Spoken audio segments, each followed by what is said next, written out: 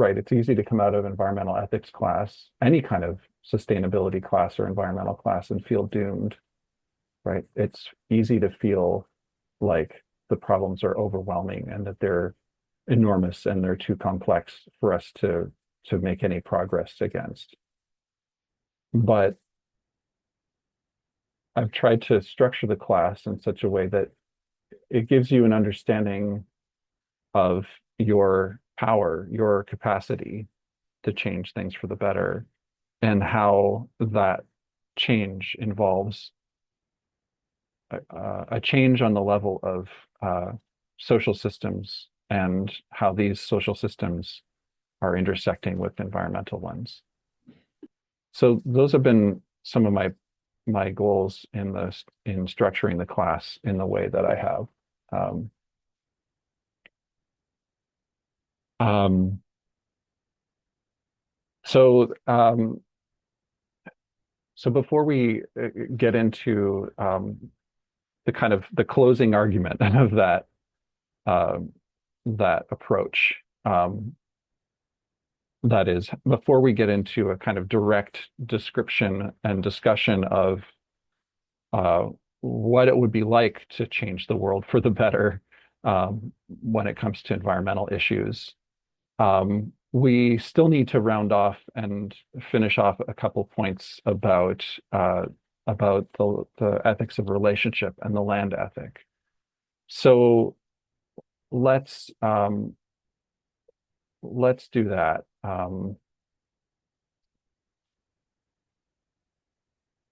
So I'm in the last class, we were talking about the land ethic and the way that ethics of relationship is expressed in Leopold's argument that the land is a part of the the um, the land is a part of our ethical world already, right?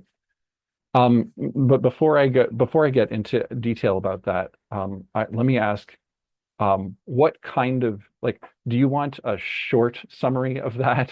Do you want a medium, somewhat summary of that, or do you want a moderately long review of the land ethic? So if you want a short summary, just hold up the like one finger. If you want a medium length one, hold up two, and if you want a longer one, hold up three. Okay, I see ones or twos, a lot of twos. Okay, all right. So let's do a medium length. Um, uh, and again, if those of you who are able to turn your video on, that'd be really helpful. Okay, so ethics of relationship holds that ethics only occurs in relationship, that ethics comes from relationship, and it serves or it goes towards relationship. It improves our relationships. That's the broad picture. Aldo Leopold makes a very clear case that nature should belong to that discussion of ethics, that nature is a part of those relations that make us up ethically. And so he makes this argument in several stages. So the first stage is the idea that ethics gets extended from a relationship between individuals to a relationship between individuals and society to a relationship between individuals and the land. So the extension of ethics, as he argues, and which we discussed earlier, is, if he reads the evidence correctly, an evolutionary possibility and an ecological necessity. And we talked about how it is that the extension of ethics to include the land should be ecologically necessary for us to continue as a civilization. We need, in the next 50, 100, 200, 300 years, the major project for us will be to live in such a way that we are compatible with the natural world, that our civilization is compatible with the natural world. So the next step of this argument is to reframe the concept of ethics as an ecological concept. And he does this, first of all, in a very, uh, you could almost say, uh, um, in a very liberal way. Um, Specifically, that ethics, he says, um, is a limitation, as he says here, on this freedom of action and the struggle for existence. So ethics is a way for us to,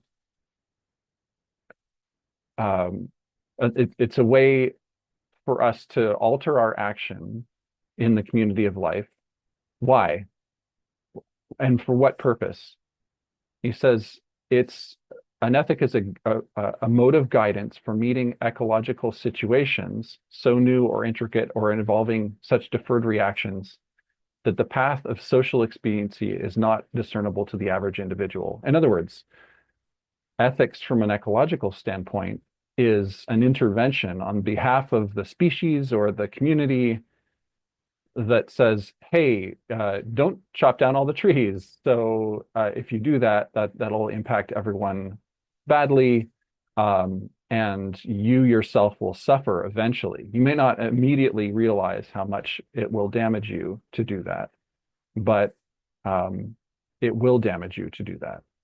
Or a similar example, um, society recommends that we be honest to each other, and being honest to each other is useful and good, but it's not always evident in every situation that we should be. So ethics is an attempt to say, to remind us, in fact, that honesty is better. So ethics then is an intervention in the actions of individuals, he argues. It's an intervention in the actions of individuals for the sake of the community, for the sake of the community, but the community that includes that individual, right? So ethics is an intervention in the actions of an individual for the sake of the individual and their community. So then it's a beautiful argument, right? Ethics is an attempt on behalf of the society to, how does he put it? Um, to make a kind of instinct. Ethics is an attempt of a community to create an instinct in individuals that secures the good for everyone.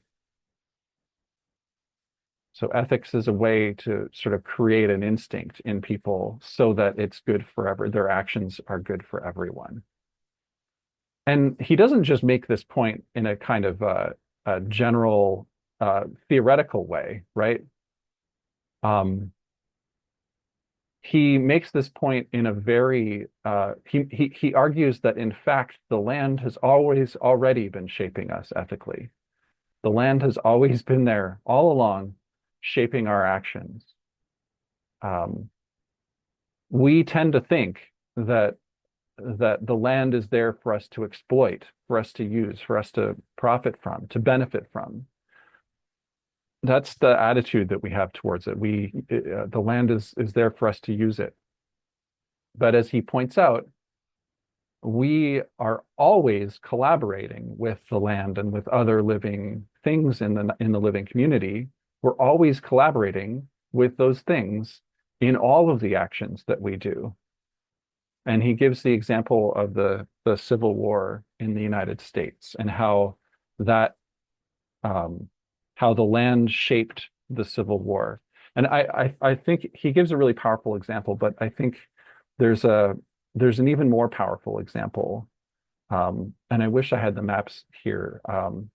But so there was a study by some researchers out of Harvard and Princeton, a kind of collaboration where they decided that they would look at the voting patterns in the 2016 election and see what sort of factors they could trace back Like what is the cause of these voting patterns? And one of the things they found out was that the voting patterns in the 2016 election um, followed the maps um, of plantation settlements um, and the communities that formed up around those plantations in the United States. In other words, if you skip back 100 years, 150 years, the maps, the voting maps, have a very similar pattern to the maps of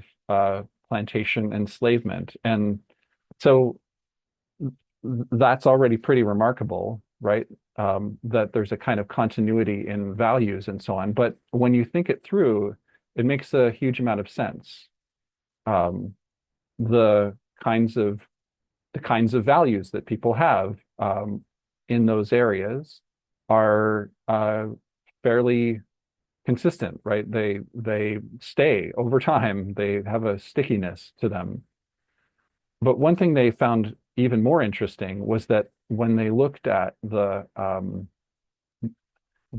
maps of plantation settlement, of course, the maps of plantation settlement follow the soil, right? Where the soil is the richest, where it's the best for farming cotton, that's where the plantations ended up being. So, in fact, like the kind of social arrangement of slavery and the values, the hierarchies, the traditions, the racism even that kind of follows from the structures of those slave plantations, the slavery plantations, though that was made possible by, but not predetermined by, importantly, that was made possible by the richness of the soil in those areas and the fact that in those areas growing cotton was particularly effective. And the soil, of course, of course, arrived there through certain ecological processes that end up going much further back. So if you take the history of the soil back far enough, you get to the Ice Age and the way that the glacial uh, the glaciers kind of scraped soil off of the north of, off of Canada and the United States and pushed a huge amount of soil southward. Then the pattern of that soil redistribution and settlement um, in the South in particular is the thing that kind of sets up the soil to be capable of supporting the kind of agriculture that they practiced on the plantations and the sort of social organizations that they adopted in those areas. So, in other words, the land shapes the sort of social relationships that are possible for human beings, and it sets up in quite clear fashion the the possibilities of human culture and the values of the human culture that uh, that occur after that. So the land is an agent, an ethical agent. It actively shapes our ethical relationships with each other, and in that shaping, it shows up as a member of the ethical community. Okay, so let me get a sense for how clear that all was. Hopefully, so give me a sense on a scale of 1 to 5 of how clear that point was. The land is an ethical agent. Great, I'm seeing a lot of fives. Okay, good. Any threes out there? Any things that any questions about clearing that point up? Worries? You have concerns or questions about that?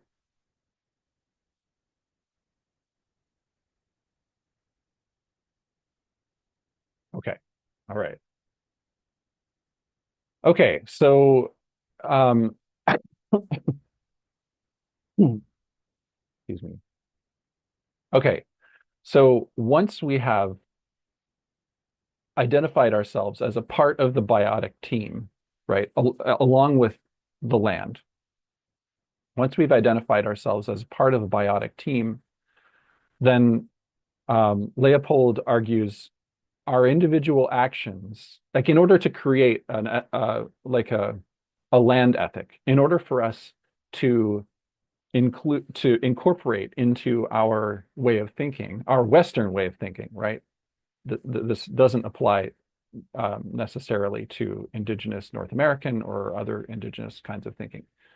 In order to incorporate into our Western, I'd say, colonial form of thinking, the idea that the land is an ethical being, that is an agent, that is uh, shaping our ethical world, and that we have obligations to, he presents, he says we need an image, right? So he says here, obligations have no meaning without conscience. And the problem we face is the extension of the social conscience in Western colonial society from people to land. And he says, what we need, an ethic to supplement and guide the economic relation to land, presupposes the existence of some mental image of land, an image that allows us, that puts us in a relationship in which we can see, feel, understand, love, or otherwise have faith in. So we need an image, he says, in order to develop an ethical conscience. To have an ethical conscience, in order to like incorporate into ourselves the idea that nature has dignity, an ethical value that we need to respect. We need to have an image. And that image, he says, is the biotic pyramid. So can I have somebody read for us these sections from about the biotic pyramid, from the plants absorb energy from the sun? I can. Thank you. Plants absorb energy from the sun. This energy flows through a circuit called the biota, which may be represented by a pyramid consisting of layers. The bottom layer is the soil. A plant layer rests on the soil, an insect layer on the plants, a bird and rodent layer on the insects, and so on up through various animal groups to the apex layer, which consists of the large carnivores. Keep going. The species of a layer are not alike, not in where they came from or in what they look like, but rather in what they eat. Each successive layer depends on those below it for food and often for other services, and each in turn furnishes food and services to those above. Proceeding upward, each successive layer decreases in numerical abundance. Thus, for every carnivore, there are hundreds of his prey, thousands of their prey, millions of insects, uncountable plants. The pyramidal form of the system reflects this numerical progression from apex to base. Man shares an intermediate layer with the bears, raccoons, and squirrels, which eat both meat and vegetables. Hmm. Yeah, The and just keep going until this point here. Yeah. okay. The lines of dependency for food and other services are called food chains. Thus, soil, oak, deer, Indian is a chain that has now been largely converted to soil, corn, cow, farmer.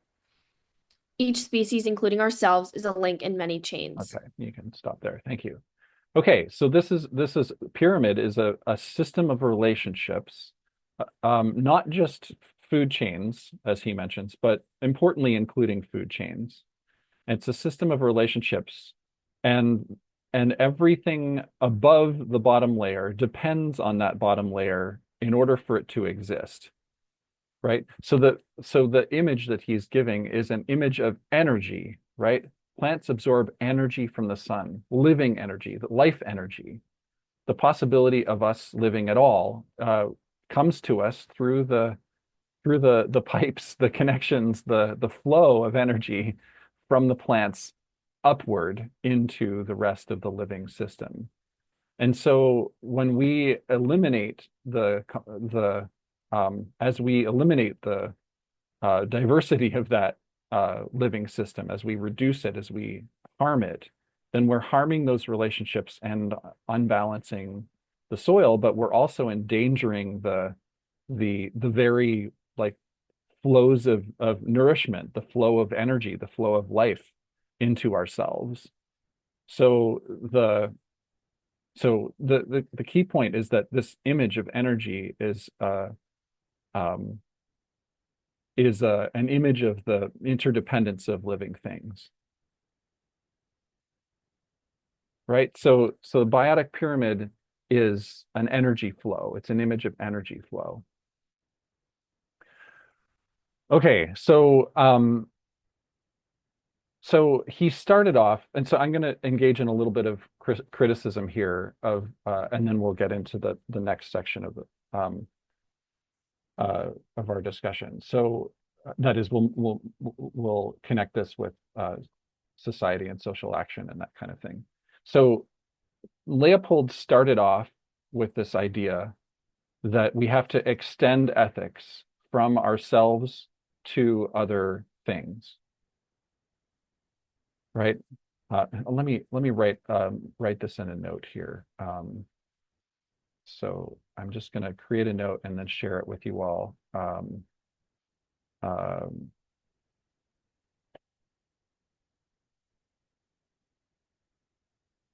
okay,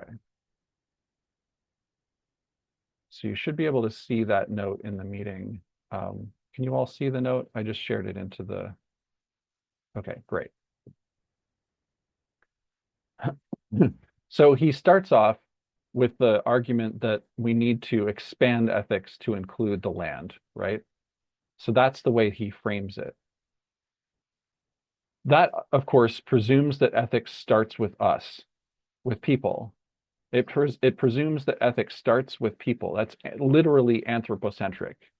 So anthropos being human being, um, centric meaning we're the beginning of it. So it's ethics is centered on us, and we need to extend it beyond us to include the land. So that's how he starts off the discussion. And he doesn't, in this paper anyway, clarify that the conclusion that he arrives at is quite different. It's a total, like a true reconfiguration. Once you establish that the land is part of the biotic team, right? Once you understand that the land is a ground of ethics, the argument turns completely around. In fact, ethics is a function of life. That is, and life is a possibility of the soil, which means that ethics derives from the land. The land is the source of ethics. It's not that we have to extend ethics to the land, it's that the land has already extended ethics to us. It made ethics possible by giving birth to us, as it were, by because we are possible, ethics, because the land makes us possible, ethics comes to be. So, um, so ethics actually is grounded in the land on his argument. The land being the whole system of the dynamic system of the living world, including the parts of the world that are not explicitly living. Is that point pretty clear? Let me get a sense for how clear that reversal is on a scale of 1 to 5. Great, a bunch of fives. Super. So, it's a land centric, right? It begins from the land. Now, after Leopold wrote this, there was a theory proposed by James Lovelock and Lynn Margulis called the Gaia theory.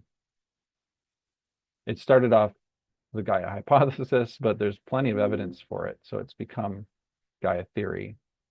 Um, so the Gaia theory is uh, essentially that the whole planet functions as a kind of self-regulating organism. Um, so the planet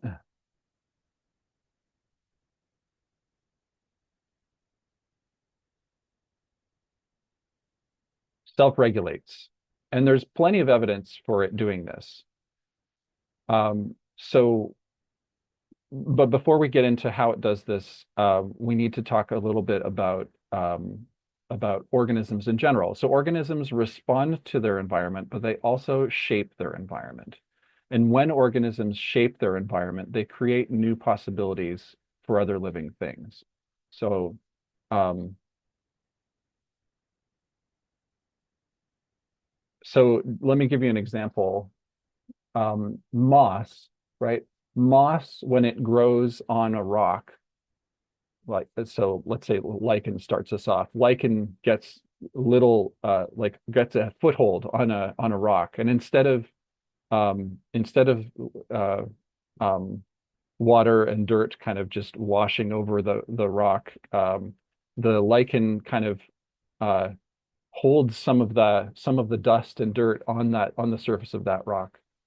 The moss, as it grows on the rock, it traps even more of the dust and dirt and so on the rock. And as the moss grows, and parts of it die, it starts to form a layer of soil on the rock. That layer of soil can now receive seeds from little plants. It can receive seeds from little bushes and that sort of thing. And those bushes can trap even more uh, um, dust and dirt, and also they bring birds and animals and so on who bring nutrients to the area. And if they die, or if they poop or whatever, they can like build up the fertility of the soil. So over time, the moss creates possibilities for more living things. And life is like that. Life gives of itself, in giving of itself, to use the language of braiding sweetgrass, life creates possibilities for other living things. And so that's kind of one of the basic facts of living things. Um, but the way that the Lovelock and Margulis, things that they focus on are, for example, the fact that there is oxygen in the atmosphere. There didn't used to be oxygen in the atmosphere of Earth until there were photosynthesizing creatures who could separate the oxygen from carbon dioxide in the atmosphere. So the reason that there's oxygen in the air and there can be things like breathing or respiration in all the living things is because of life. And oxygen levels have stayed pretty solid, pretty stable over the course of life. If you get too much oxygen, then and oxidation is literally burning. So if you get too much oxygen, then the bodies of living things start to degrade and you get fewer living things. Um, And if there aren't enough living things consuming the oxygen that's been created, then the photosynthesizing plants will gradually increase the amount of oxygen. So you end up with this kind of like this equilibrium of like a good amount of oxygen for all the living things. And the same is true for elements like nitrogen, phosphorus, carbon dioxide in the air. So plants and animals are participating in regulating the temperature of the planet. They keep it within habitable range. And on top of that, the living things create new types of rock, like limestone. So literally, the soil under our feet is made of the ancestors, our ancestors in the history of life. So Gaia is this kind of self-regulating homeostatic system.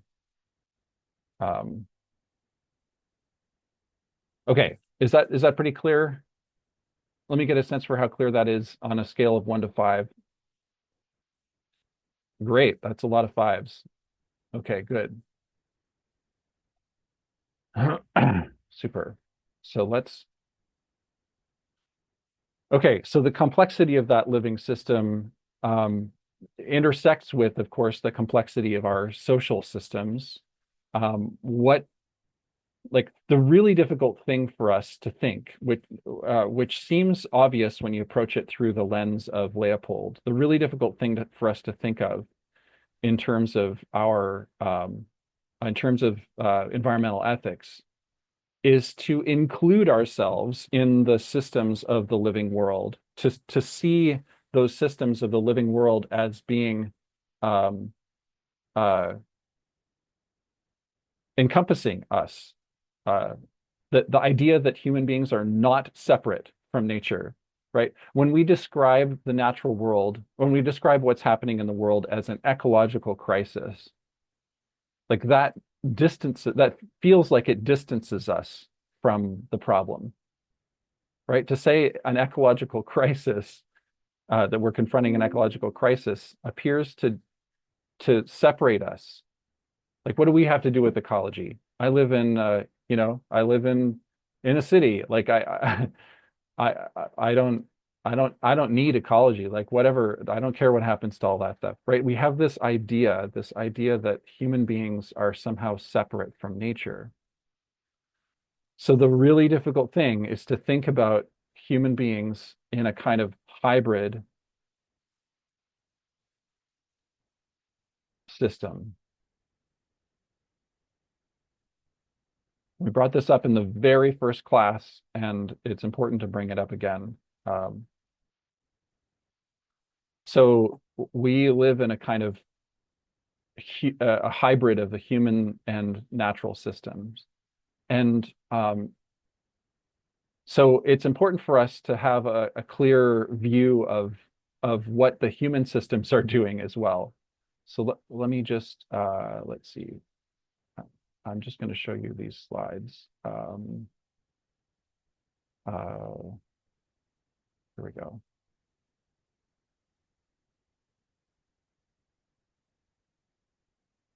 Okay. All right. Can you see this slide? Okay, great. Whoops.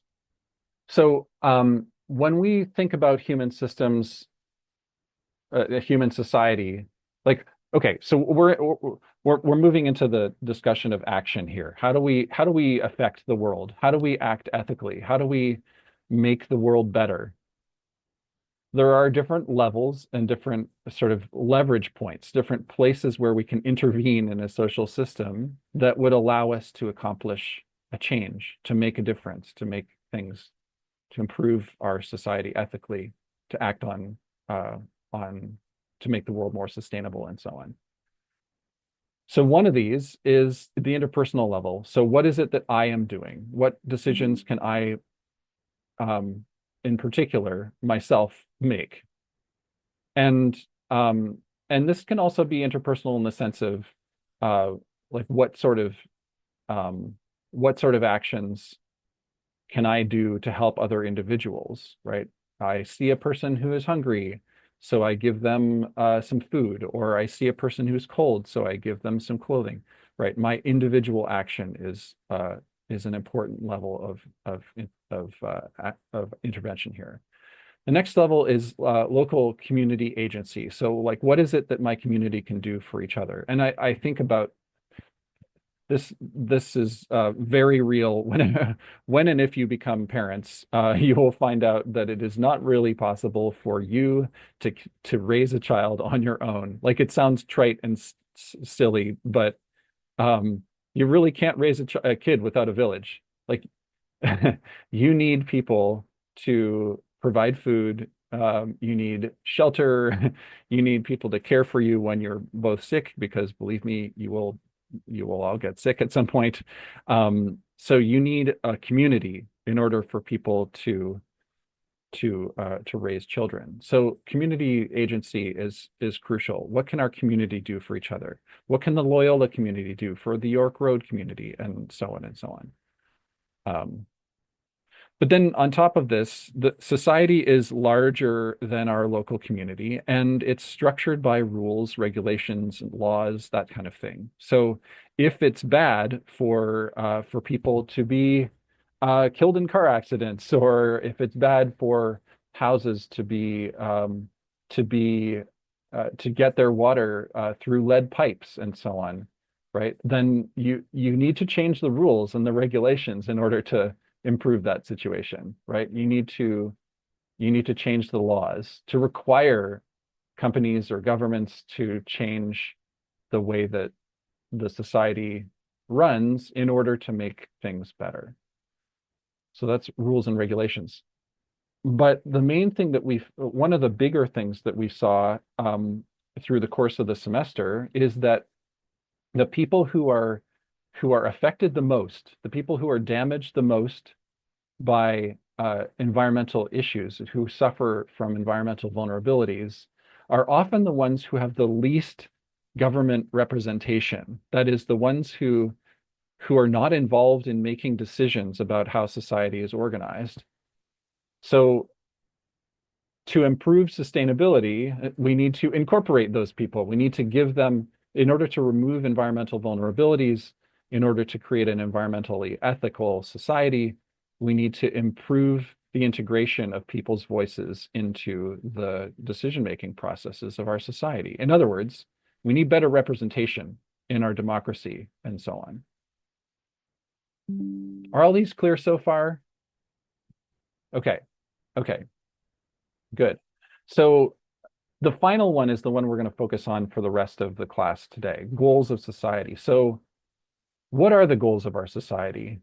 What society are we building together? What, like, the ways that we make decisions in our society, the rules that come from that, even the kinds of things that our community devotes our local communities and individual actions devote themselves to, are decided by the goals that we are aiming at as a society. So if the goal of the society is for everyone to become as wealthy as possible and our well-being is measured by wealth, then that entails certain kinds of action, right? If our goals are for everyone to be housed, to have access to clean air and water and so on, then our goals are going to be different and our ways of making decisions will be different and our rules and regulations will be different, right? So there's kind of an overflow, like there's a knock-on effect. If you change the what society is aimed at, then the other things kind of follow from there. All right. So once we, all right. So when we're talking about the goals of society, we are implicitly talking about the moral vision of that society. We're implicitly talking about what what what it is that we're striving to bring about. So let's talk about moral vision and kind of frame it in the context of the way that we talk about environmental action. So take a moment and write out in the chat what feeling and idea words do you associate with environmental action? What kinds of feelings do you have when you think of environmental action? What kinds of feelings do you have around environmental ethics generally? What ideas do you associate? And just write them in the chat.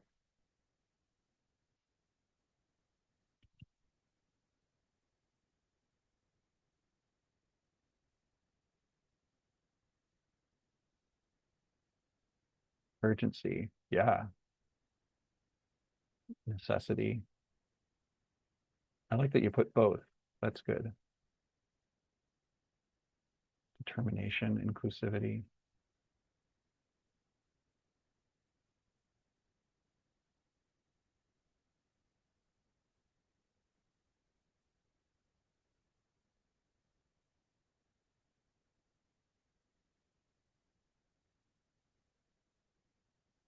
Let me add, so yeah, complex and systemic, imperative, proactive, required, essential, organizing, good. Responsibility, urgency, conservation, yeah, responsibility, good. The future, I like it, Sam. I like that. Timeliness, preservation, yep.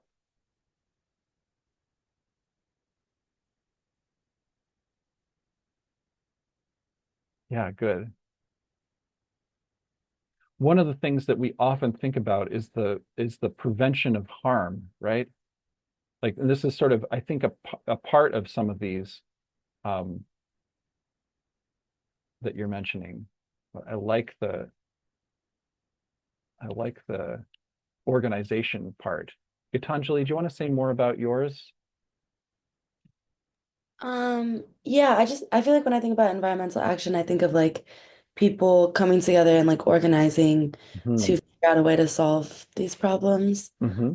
And it's Yeah, like very essential and urgent. yeah. Does that feel empowering to you to think about that kind of action? Or do you also feel kind of like gloomy about it? I feel like it's like both because it can be empowering when like a lot of people come together with like the same goal, Yeah, but it's also kind of like the issue is so big that it takes a lot to address it. right. Yeah, yeah, good. All right. Emily, upholding and care. Can you say more about that? I really like how positive these are. Yeah, I think there you could use words that are very have like negative connotations because in reality not everything is pretty and perfect and everything like that. Mhm. But I am I've always been an optimist, so I think using words like upholding the good that we have and taking care in things that we need to improve upon Mhm. is a good like outlook on things that we can do. It's Yeah. almost like constructive criticism in a way, like for Mm. society and for ourselves. Mhm. Yeah, good. Good. Good. Is that sort of where, are you headed in a similar direction, Gabby, with the word intentionality? Like, yes, but I feel like there's a lot that we can still improve upon. I think of Mm. myself a little bit more as a pessimist just based on a lot of like a lot of the ethics classes and environmental Yeah. classes that I've taken, Right. that I feel like we have so much left to do. Hmm. And Yeah. like talking about community agency, like what we can do for one another, like there has to be that intentionality, there has to be that purpose and that drive Hmm. that we do want to help one another, and that it's not just like an egocentric approach that we're just Hmm. trying to uplift humanity, but we also need to uplift like the physical world in which we exist in. And I Hmm. feel like sometimes that's like lacking. Yeah. Right. I'm hearing a kind of overlap between what you're saying and what Caroline was saying with the word determination. Is that right, Caroline? Is that a similar thing? Yeah, when I said determination, I was thinking it takes like a long time for this to happen. Environmental like success is not going to happen overnight, and it's going to like function best through passing ideas along generations of people Right. to make it easier, I guess, because when you grow up with something being instinctual, it's going to be much more easy to like put into your daily life. So I said like Mhm. determination, meaning like longevity and not giving up because the beginning Right. is going to be very difficult. Yeah, yeah, that's a good point. Yeah, like we've got to keep doing this for the next, 50 years, 100 years, that kind of thing. Yeah. And I'm hearing a lot of urgency language, a lot of inevitability, necessary, that kind of thing. Um, I remember somebody describing this to me a while ago. They said something like, "Well, if you're finding work on environmental issues really challenging and like it's hard on you, why don't you do something else, right? Why don't you just go and do something that brings you more pleasure?" And my immediate response was, I don't have the choice. Like I have to do this, right? This is necessary. It's urgent, right? The kind of language that you're using here. Um, it's this is not an elective. This is a requirement, and that kind of feeling, I think, pervades our sense of how well the world is going, broadly speaking. But let me just highlight. So one of the things that underlies the way that we think about environmental issues is that like the urgency comes from a sense of the damage that we're doing, right? Does that reflect what you're all feeling, or like does that reflect your general sense? Like we have, like there's all this damage, and we've got to stop doing that damage. to me, that's that's sort of one of the places it starts. But I don't want that to be the place where it ends, because prevention of damage is not uh, it's not enough to sustain us in our action on the one hand, but prevention of damage is also not what we want. That's not the thing that we um, like every moment we are creating the future for our society, and preventing or stopping the amount of damage that we're doing is not a positive thing that we aim at. And this is what moral vision really highlights. Moral vision is not about, so I'm just sharing my screen again. Moral vision is not about preventing damage. It should be affirmative rather than negative, right? To be for something rather than against something. Like the image that Weston gives in the textbook is a really nice one. Like instead of Martin Luther King's famous like "I have a dream" speech, right? In that dream, like the people in the audience were calling out to him to tell them about the dream, tell them about the dream, and he said, I have a dream um, that people of every race will sit down at the table of fellowship and so on, right? So he had a positive, affirmative dream, an image of what we want.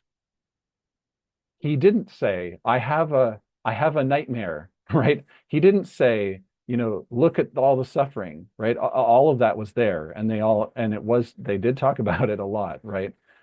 But the thing that moved the conscience of so many people, well, one of the things that moved the conscience of so many people is the affirmation, the sense of this is where we're going. This is what the world will look like when we get there. This is what we want. And this is a tremendously important part of ethics. It's a indisputably important part of ethics, if you ask me. So moral vision sets our goal, our target, our direction. So we can be affirmative. We need to be affirmative in setting out a moral vision. We need to be idealistic. So we need to envision the full realization of our ambitious moral values. There's a really good example of this that I saw when I was studying in Boston. And it was the Children's Hospital. The Children's Hospital had a kind of a slogan, and the slogan was, until every child is well, right? Like we will keep going until every child is well. That is an utterly like it's like practically impossible to do, right? It's idealistic, but like the goal is clear. We want every child to be well. So that like idealism is inspiring. It's exciting. It's deeply moving. It's the thing that makes people get up in the morning. It's the thing that that brings people and their energies, their insight, their creativity to the table. And it should also be that a moral vision should also be whole. It should envision a large scale systematic change that affects large parts of the world, and not just sort of making tweaks around the margin, right? It's not like I want to reduce the amount of fossil fuel pollution. If I'm Christiana Figueres, for example, it's not that I want to reduce the amount of fossil fuel pollution. I want to eliminate fossil fuel pollution altogether, which means reconfiguring everything. That kind of like message.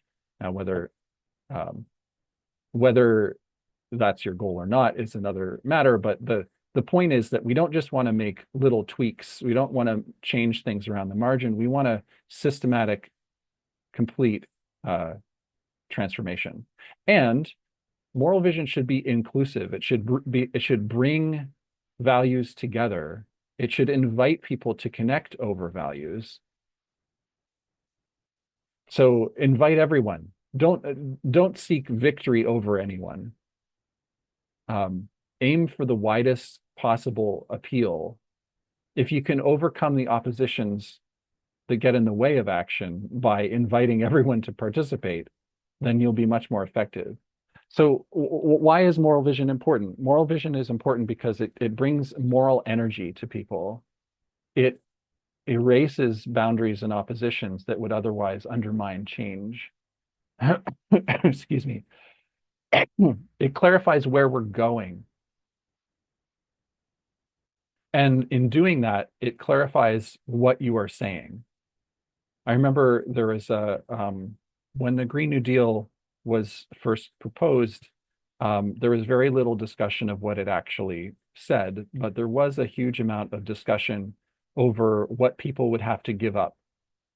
So there were a lot of people who said things like, the Green New Deal wants to take away your hamburgers and they want to take your kitchen stove from you and stuff like that, right?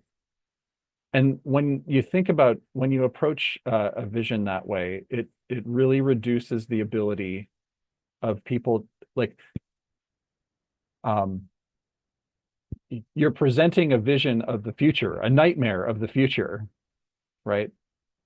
Um, but if people grasped the positive vision of what that future would be like, if you want to live in a house in which in which the air is clean and it's not polluted by burning your gas stove, or if you want to live in a society where um, where the planet isn't overheating, right?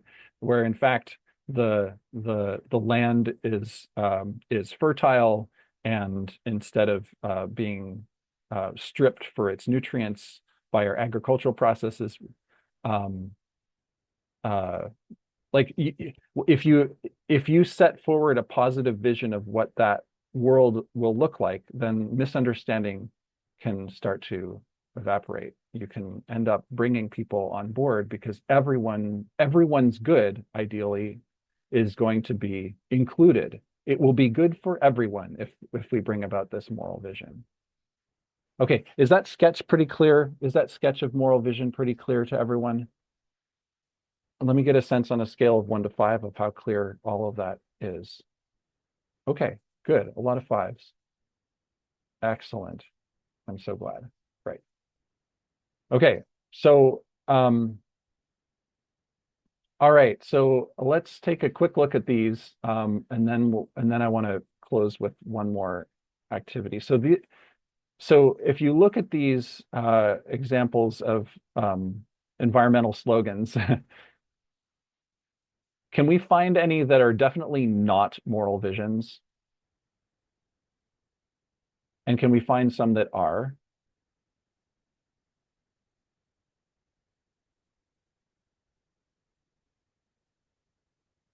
You can either write them in the chat or raise your hand and bring them up.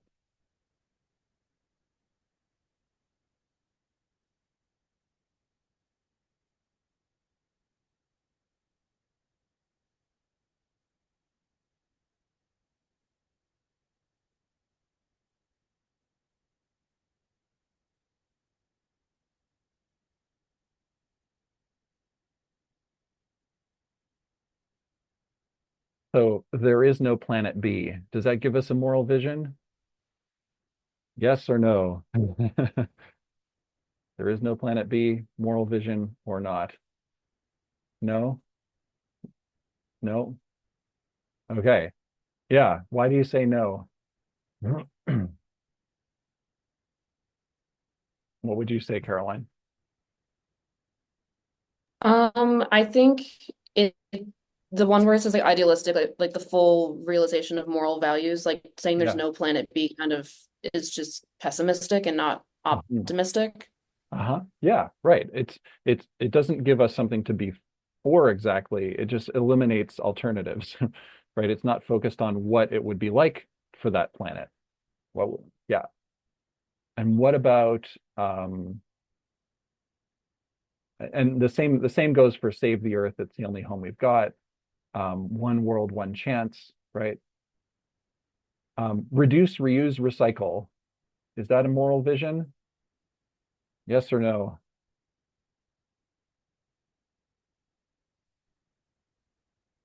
I'm seeing some thumbs down. Why do you say no, Siobhan? It's kind of more of like a slogan for like action that you can take, but it doesn't really have any like ethical value. Yeah, good, right. So it doesn't articulate an ethic, right? It gives you a kind of order, a set of things to do, which is good, but it doesn't articulate a vision of a good society or something. It's like a technical intervention, right? It's a kind of here's a here's one of the things that you can do. Um, and what about think globally, act locally? Does that come close to a moral vision? Yeah? Why is that, Emily?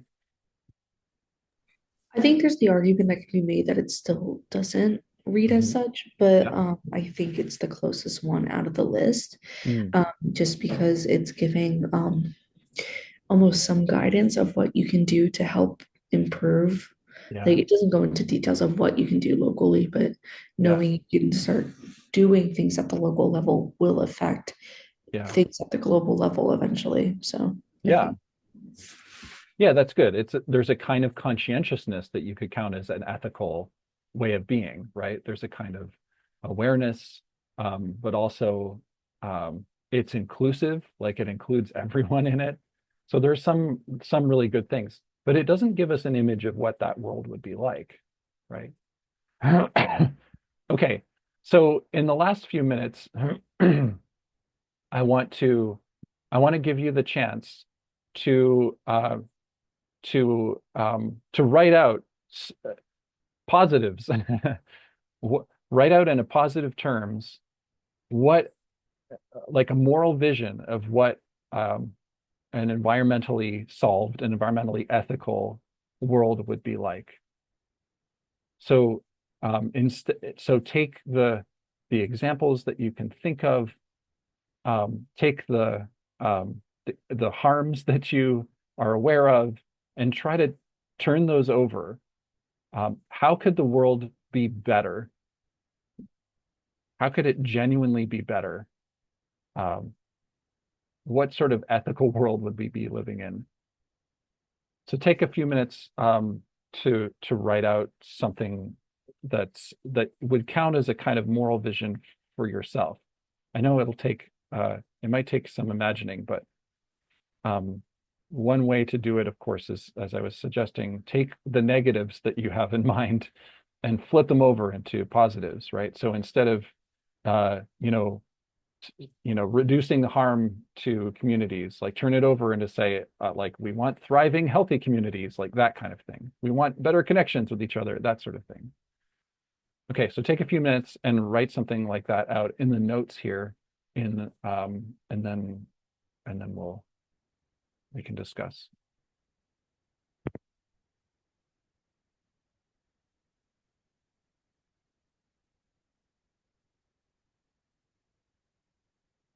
And those of you who can't see the notes or don't have or rather can't type in the notes, you can write in the chat.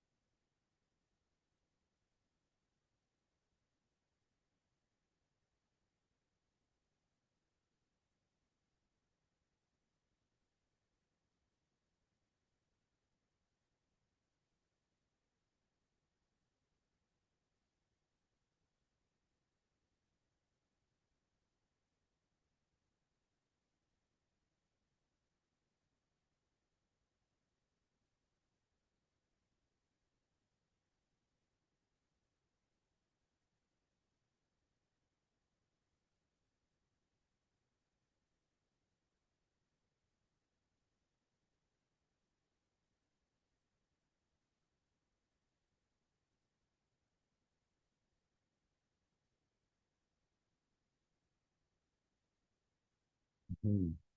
That's a good start. All right. Start my kind of.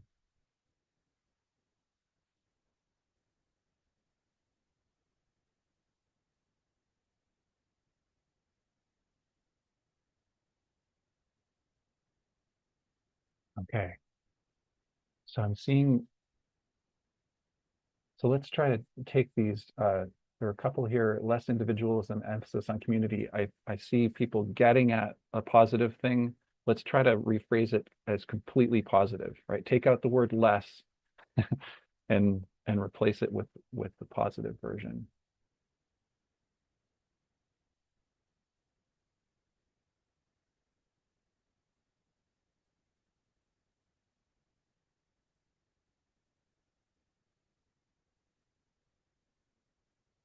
And clean housing, that's good. Yeah.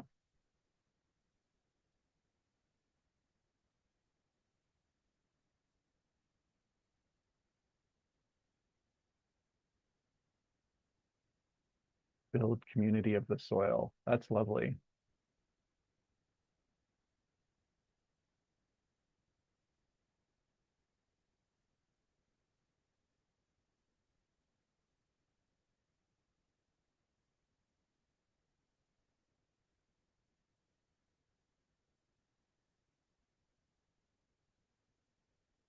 Marvin, your it's a your expression, Earth's ability to support life is preserved. This is good. I wonder if it can be strengthened even more. So not just preserving it for the way that it is, but affirming what it is. You could say it's teeming with diversity, or life is flourishing, or something like that.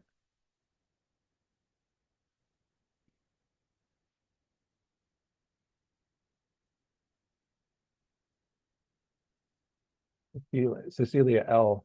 Um, I also feel you getting close to this really positive idea, but I want to encourage you to take the next step and formulate it as really positive, right?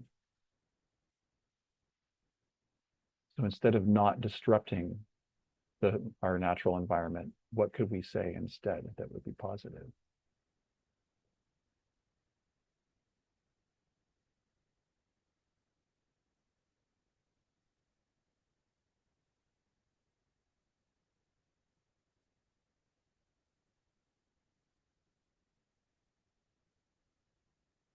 Peyton, I like yours. We want a world where we all take part in nature.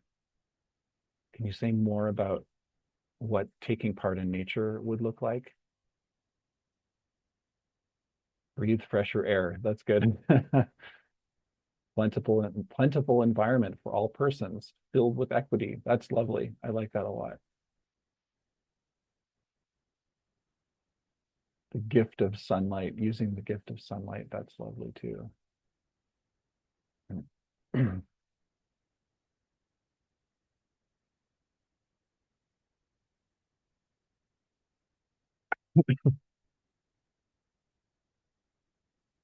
Excuse